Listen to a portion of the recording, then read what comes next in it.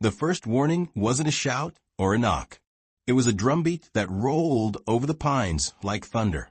Miles Carter froze on his porch with a rag in his hand, the smell of soap and pine pitch still sharp in the air.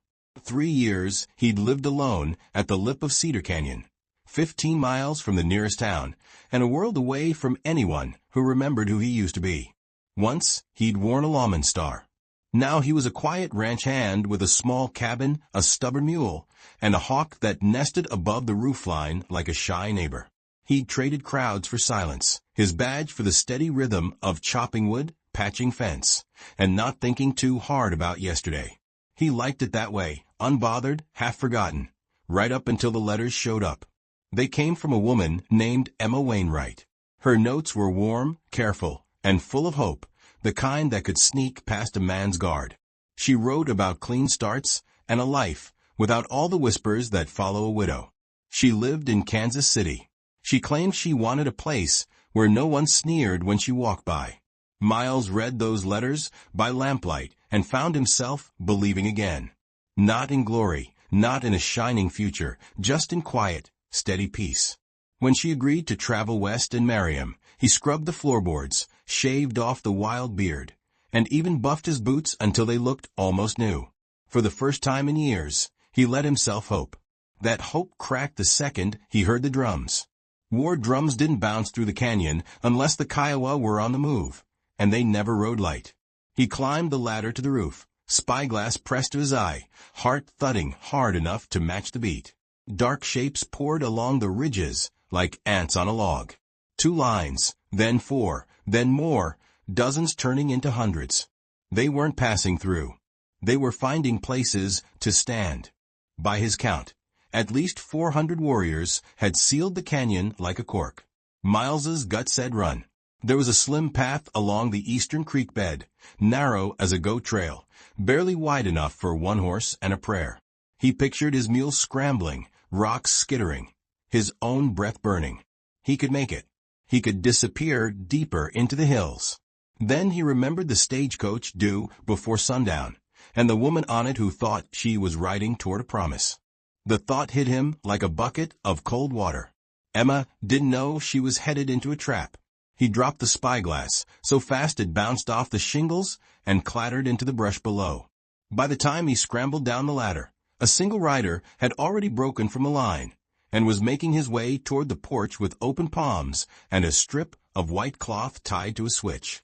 The young Kiowa eased to a stop, calm as a preacher in Sunday light. "Miles Carter," he called in careful English. "We need to talk." The way he said Miles's name, the way he sat his pony without a flinch, told Miles this wasn't a mistake. The rider knew who he was. And what came next cut the ground out from under him. "The bride you expect is not Emma Wainwright," the rider said. "Emma died in Kansas City weeks ago. Fever." Miles went ice cold, fingers numb around the rag he'd forgotten to drop. The rider kept going, voice steady. "The woman on that coach is June Wainwright, Emma's younger sister. She's not coming to start a life. She's coming to settle a debt." The words landed sharp. June had written the letters. June had taken her sister's name. June had tracked him to the last place a man could hide. She had timed this meeting so he couldn't run, pinned by warriors on every ridge, with the stage rumbling closer and no way to pretend the past was gone. The drums weren't a threat. They were a signal. And June wasn't looking for love. She was bringing him the bill for what he'd done. Miles stood at the edge of his porch with his rifle hanging at his side as the clatter of wheels and the creak of leather drifted up the trail. Any minute now, he would look into the face of the girl he had failed to protect, a girl grown into a woman wearing a stranger's name and backed by fighters who had little reason to trust him. Fear churned in his chest, fear and that old grind of shame, but under it, to his own surprise, something else stirred. A thin line of resolve. Maybe the past had finally run him down. Maybe this was the day he quit running. The stagecoach rolled to a stop in a swirl of sun-baked dust. June Wainwright stepped down in a travel dress, veil pinned neatly, eyes like flint. The weight of her presence hit Miles harder than any fist. She wasn't here to spit curses or shove a pistol in his ribs. Not exactly. She had something worse than revenge. She had a proposition that would make him look straight at the wreckage he'd left behind. June hadn't just survived what people in far-off towns called the Deadwood Creek accident. She had rebuilt herself from it. In the years after her sister's death and her family's ruin, she'd followed every loose thread. She'd tracked the men whose crimes had set the whole mess in motion, men Miles had sworn to bring to heel back when he wore a star, Mason Crowe's outfit, the killers and thieves he had chased too late and lost. June laid her evidence on his rough-hewn table like a judge dropping documents on the bench. Wanted posters, sworn statements, letters from town elders, even a telegram she said they'd intercepted 2 days ago. "They're still alive," she said, voice clear. "Still robbing. Still killing. 14 more dead since Deadwood Creek because you quit before the job was finished."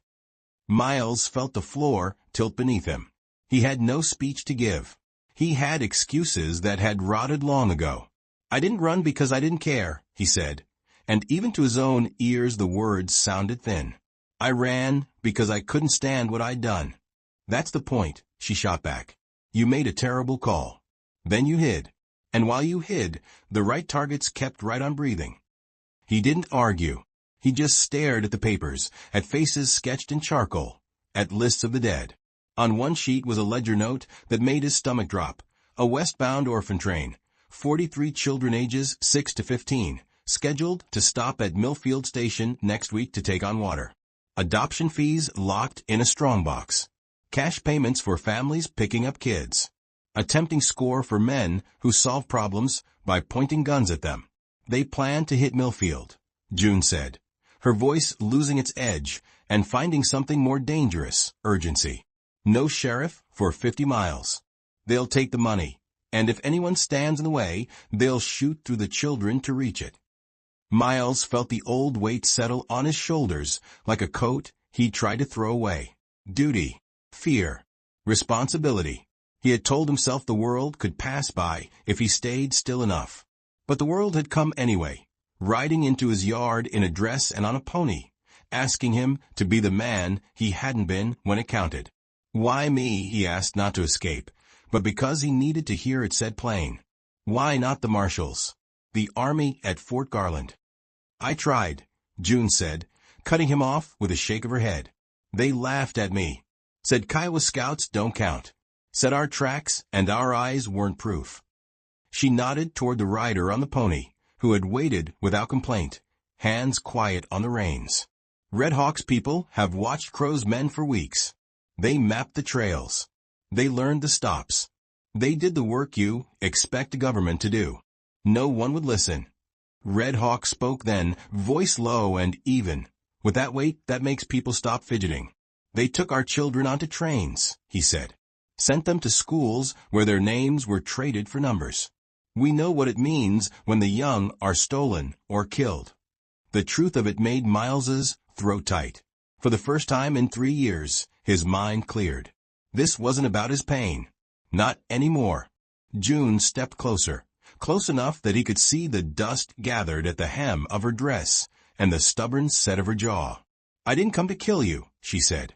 "I came to make you be the man you were supposed to be. You know Crowe's ways. You trained men who still chase him. You're not a cowhand hiding in a canyon. You're a lawman who walked away when it mattered." Silence stretched, full of things that didn't need to be said. Then Miles turned and went inside. He opened an old drawer, reached behind a cracked tin plate, and drew out a small shape wrapped in oilcloth. He'd thrown his badge in a river once. At least, that's what he told himself around the fire on cold nights. The truth was, some part of him hadn't been able to let it sink. He had fished it out, tucked it away, and tried to forget the part of his life it stood for. He unwrapped it and stared a long time at the tarnished star before pinning it to his shirt. "I'll help," he said. "Not because I'm owed anything. Because those kids don't deserve to die for my cowardice." June's eyes flickered, something like respect skimming the surface of deep water. "This doesn't make us square," she said. "I know," he answered. "But maybe we can make sure no one else gets a letter like the one you got." Red Hawk swung down from his pony and came forward. Strength in his bearing and grief settled into the lines beside his mouth. "Our riders will go with you," he said. "We have lost brothers and sons to those men. Justice rides for all of us." There was no time to linger over the choice.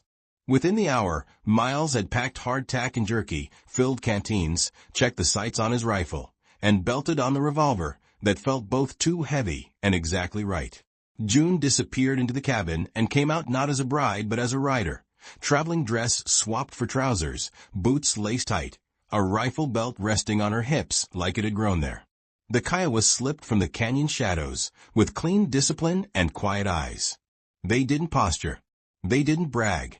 They moved like men who already knew what the job would cost. Before he swung into the saddle, Miles took one last look at the cabin. The place had been a shelter, a punishment, and a lie all at once. He had called it home because he didn't have another word for it. Now he understood why it had always felt cold. For walls can't warm a man who keeps running from himself. The ride to Milfield would slice across open ground and through settlements where armed Kiowa would be treated like targets rather than friends. It would be risky and slow in places. But fear was a luxury they couldn't afford. Not with 43 young lives balanced on a timetable and a telegraph line. They rode into a blaze of late sun, dust rising behind them like a tail. For a long stretch, nobody spoke. The only sounds were hoofbeats, leather creaks, the faint rattle of canteens, and the wind combing through sage. Miles found himself pacing beside June, watching her from the side of his eye the way a man checks a map without wanting to look lost. She sat her horse like someone who had walked through a fire and come out harder, not broken. At last, her voice came soft and even, like she was repeating something she'd practiced. "My father used to say good men aren't the ones who never fall," she said. "They're the ones who get back up, no matter what it costs." Miles breathed out through his nose, slow. "Then I hope there's enough left in me to prove him right." She didn't smile, but she didn't turn away, either. They pushed on while the sky bled into orange, and then purple. Shadows stretched long over the grass. Guilt rode with them, heavy as a second saddle. But so did a small, stubborn thread of hope, thin enough to snap, strong enough to tie a life to. A shamed lawman, a woman stitched together by loss, and a troop of warriors who knew better than anyone what happens when children become targets of men's greed. They were an odd mix, bound by a single goal. Not revenge, not glory, just to make sure this time innocence wasn't the first thing to fall. Night found them on a shelf of rock above a dry wash. The Kiowa built careful fires that breathed more than they smoked. Miles cleaned his revolver by the glow of a coal, turning the cylinder slow, like a prayer wheel. June sat across from him in the hush and opened a small wooden box. Inside lay maps and notes he'd already seen, and a locket he hadn't. She flipped it open to show a faded sketch. A father and mother, Emma with a gentle smile, and a younger June with hair in a ribbon. He didn't ask to hold it. She didn't offer. She shut the locket and said, "I don't know if you deserve to live." She kept her eyes on the box, not on him. "I do know those kids deserve someone willing to die trying to keep them safe." Miles nodded without speaking. That was enough. They slept little. The wind worried the edges of their blankets. Coyotes called from the dark. Somewhere to the east, a train whistle blew, a lonely note that sounded too much like a clock. Before dawn, they were moving again, a thin line of riders chasing a station that sat on a flat piece of earth with no badge in reach and too much at stake. By mid-morning, the land opened into broad stretches of grass and scrub, and the air turned sharp. Whispering Flats lived up to its name, a wide, wind-scrubbed plain once carved up by wagon wheels. The Kiowa scouts ranged ahead, ovals of dust marking where they skimmed the ground to read what hooves had written. When they paused to rest the horses, Miles sat under a thorny bush and rubbed oil into the revolver's worn steel, not because it needed it, but because his hands needed work. June crossed over and knelt on her heels, not breaking his quiet until he looked up. "You still think I should be breathing?" he asked, voice so low the wind almost stole it. She took her time. "I don't know," she said at last. "I do think those children should." That night they made camp beneath broken sandstone spines. June spread a rough map, sketched from memory and scraps of record. One platform, a water tower, one station building, a telegraph shed, no deputies, no soldiers, no backup. Crowe will bring 30, she said, fingertip tapping. 10 by the tower, 15 on the platform, 5 pretending to sell simple goods. They'll move when the engineer breaks and the kids pour out for air, Miles added. Red Hawk crouched for them and tapped a ridge west of the stop. A good spot for our best shots. We can cut their orders off before the first man raises his pistol. June turned to Miles. We need you on the platform. In a station, what if we can find one? You're the only face they won't shoot right away. His stomach rolled, but he nodded. He had avoided standing in the open for 3 long years. Tomorrow he would walk out and let men with murder in their eyes study him up close. The plan was simple because it had to be. They split assignments, checked signals, and set a time. When the moon climbed, the camp fell into a shared quiet, the kind that comes before a hard morning. Miles lay on his bedroll and stared at the stars until the old night came back. The one from 3 years earlier, when a bad lead and a rushed call ended with him pointing his weapon at the wrong camp and pulling the trigger on a family that had done nothing but be home. He remembered the panic, the screams, the red-soaked ground, and a young girl's face seared into his memory. He had tried ever since not to see it. Tonight, he let himself look. He let the shame hit him clean. Then he rolled to his side, shut his eyes, and held on to one thought. He would not fail the children who didn't know his name. Dawn bled pale and fast. They reached Milfield by late afternoon and filtered into place the way fog fills a low spot, quiet, careful, everywhere at once. Red Hawk set his sharpshooters along the ridge with clear field of view. 2 pairs of scouts slipped into the supply shed and station office under cover of dusk. June laid out backup routes and signals. Miles wiped dust from a borrowed vest, slid a revolver under the desk, and practiced a steady smile that didn't feel like a lie. The sky turned from gold to iron. The desert went glassy and still. No singing. No jokes. Just the scrape of a whetstone and the soft rise and fall of Kiowa prayers in a language older than the tracks. Miles couldn't sleep. He stood at the edge of the platform and watched the rails fade into heat shimmer. Far away, a whistle lifted, a thin note that made every hair on his arms stand up. He squared his shoulders and rested a hand over the badge he had pinned back on. It didn't feel like power.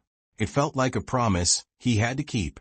The low whistle rose again, closer this time, and the rails began to hum. Heat shimmered over the line as the engine showed itself like a black iron beast dragging 7 coaches behind. Faces pressed to the glass. Small hands tapped the windows. Some kids smiled at the thought of stretching their legs. Others stared with that tired look children get when the world has asked too much of them. Miles stood tall on the platform in the station vest, hat brim low, trying to look like a man whose job was stamps and schedules, not life and death. He tipped his hat at the conductor, who answered with a short wave. Steam hissed, brakes squealed, and the train sighed to a stop. Dust rolled along the boards and settled in a thin coat over boots and baggage. For a breath, it felt like any normal stop in a quiet place. Then the air changed. A hush slipped in under the chatter. The men who meant harm appeared like shadows stepping into noon. They wore easy smiles that didn't reach their eyes. Some carried sacks. Some led mules. A few walked like stagehands with ropes slung over their shoulders. All of them eased toward the baggage car and the strongbox. And some drifted too close to the children. Miles moved first, hoping to stall. "Afternoon, fellas," he called in a voice that carried. "Station master's homesick. I'm filling in." A tall man with a red bandana over a rough beard stepped up, his stare hard enough to scratch paint. "You ain't Milfield," he said. "Didn't claim I was," Miles answered without blinking. The bandana man shifted his weight, hands sliding toward his hip. 2 sharp whistles cut the air from the western ridge. That was the signal. Before the tall man could draw, a single rifle crack snapped the silence and tossed him backward like a rag doll. For one split second, everything froze. Then the world exploded. Gunfire rolled from the ridge like ripping canvas. Kiowa arrows hissed in clean arcs and found marks with quiet thuds. Crowe's men lunged for cover and yanked pistols free, shouting to each other, trying to spot where the shots came from. Miles dropped behind the water barrel and fired controlled bursts, not wasting rounds, not panicking. June appeared at the station window, eyes narrowed, rifle steady, working the lever and dropping targets with calm, measured shots. Children screamed and scattered. Conductors shouted for them to get back inside. Steam blasted from the locomotive, turning the light to fog. One outlaw lunged and grabbed a little girl with braids, using her as a shield. Gun jammed near her ear.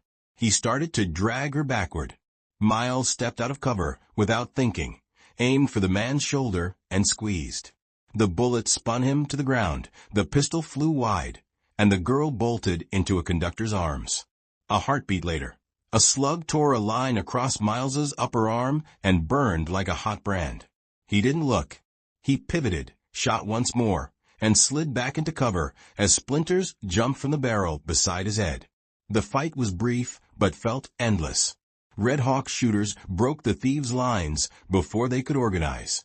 2 of Crowe's lieutenants fell early, and the rest started to waver.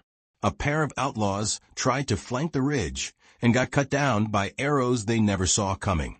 On the platform, Miles kept talking between shots, barking lies to thin their nerve. "Marshal's 10 minutes out," he yelled. "Company men on the way." A few looked over their shoulders like they expected to see blue coats pouring over the rise. That split attention cost them. June nailed one through. The gun hand, then the thigh, as he scrambled for cover. The conductor and 2 brakemen formed a wall to herd the children inside, pointing them toward the cars with firm hands and kind voices. Faces set in that steady way railmen get when things go bad fast. Then, just as quick as it started, it was done. Smoke drifted off the platform. Broken crates spilled nails and canned peaches across sun-bleached boards. A torn rope swung from a hook, creaking. Of the 30 men Mason Crowe had sent, 23 lay in the dust. The rest tossed their guns away and dropped to their knees or fled limping into the low hills where they wouldn't get far before a scout stepped from shadow and told them to sit down real calm. Not a single child was dead. Not one. The oldest boy, maybe 15, came forward after the last shot faded and looked up at Miles's chest, where the old badge sat scratched and stained. "Were you a sheriff?" he asked, voice still shaking. Miles met his eyes and found he could tell the truth without it breaking him. "I used to be," he said. "Today I guess I was again." The boy nodded and went to help gather the smaller kids who were crying and hiccuping and trying to hold on to each other and their little bags all at once. June stepped onto the platform, soot smudged across her cheek, sweat dark at her collar. She checked on the nearest children first, put a hand on a little boy's shoulder, tied a ribbon back in the braid of the girl for moments before, then glanced at Miles's arm. "You're bleeding," she said. "I've done worse shaving," he answered, and his mouth twitched with something that might, on a different day, be a smile. She didn't tease back. She just nodded and moved on, making sure every car had water, and that the strongest of the Kiowa riders helped lift the last of the scared kids aboard. The conductor tipped his hat to Miles as the engineer climbed back into the cab. "You saved them," the man said, voice full in a way men don't fake. Miles looked at the children peering out through the glass, with wet eyes and red noses. "We saved them," he corrected, glancing at June and at Red Hawk on the ridge. The whistle blew, and the great engine pulled the line forward. Wheels gripped steel, and the orphan train rolled out, carrying 43 beating hearts toward a tomorrow that still had a chance to be gentle. When the train was only a smudge in the glare, Miles stood at the edge of the platform and finally let out the breath he'd been holding since the first whistle. Dust hung in the air, turning the sun to a copper coin. June stood beside him, her rifle slung over her back, eyes on the line that cut the flat world in two. "It's done," he said, soft as a prayer. "This time the innocent lived," she answered. Behind them, Red Hawk's people gathered their wounded and laid the dead in a clean row. There was no wailing and no crowing, just quiet work and a pride that didn't need words. They had fought not to conquer, not to prove a point, but to protect. It didn't fit any story the townsfolk liked to tell themselves about who was danger and who was safety.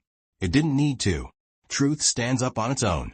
Milfield was not a big place, and news moves fast where there aren't many doors. By sundown, a crowd had formed near the station. Ranch wives in aprons, a blacksmith with soot still on his arms, a pair of freckled boys who should have been doing chores, and the shopkeeper who always knew more than he let on. They had heard half-wild tales of cutthroats targeting a train of orphans, of arrows falling like rain, of a disgraced lawman standing shoulder to shoulder with Kiowa riders. What they saw was a simple thing made big by risk. A platform with bloodstains already drying, a water barrel with bullet chips, and a woman and 24 warriors who had done what others said couldn't be trusted to them. That night, the town called a meeting in the hall that smelled of old wood and lamp oil.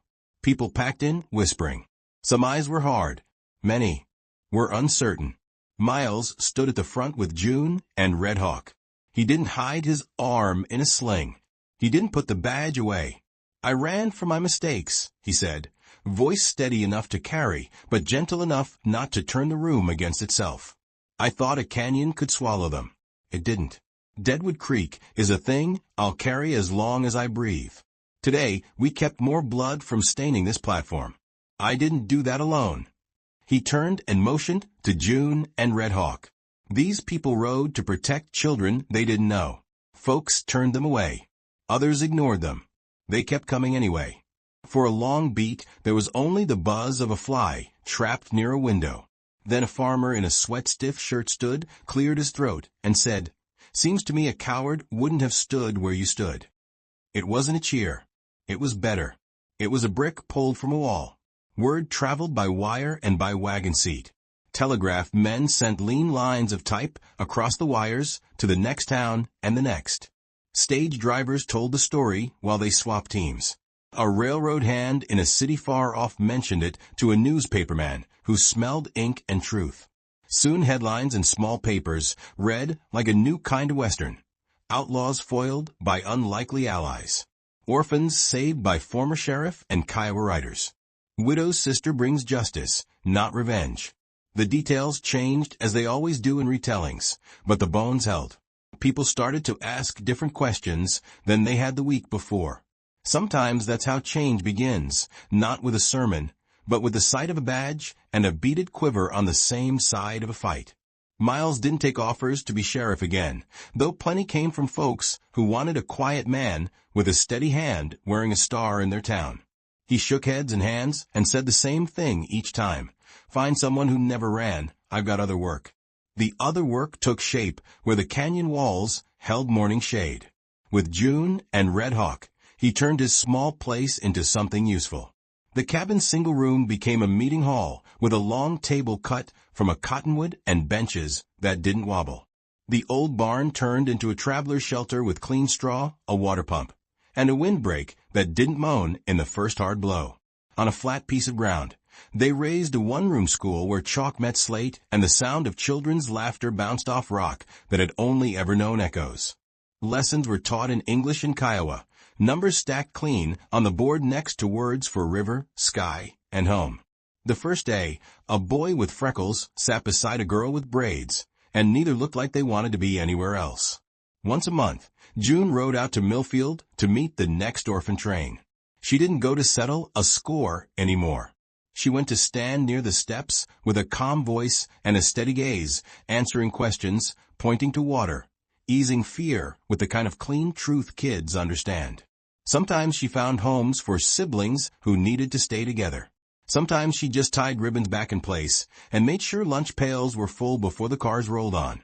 Every time the whistle blew and the train pulled away, she stood for a minute with her hand on the post, chin high, the set of her mouth softer than the day she stepped from a coach to confront a man who had failed her family. When she rode back to Cedar Canyon, the dust at her heels looked less like the trail of someone chasing ghosts and more like the line of someone leading others forward.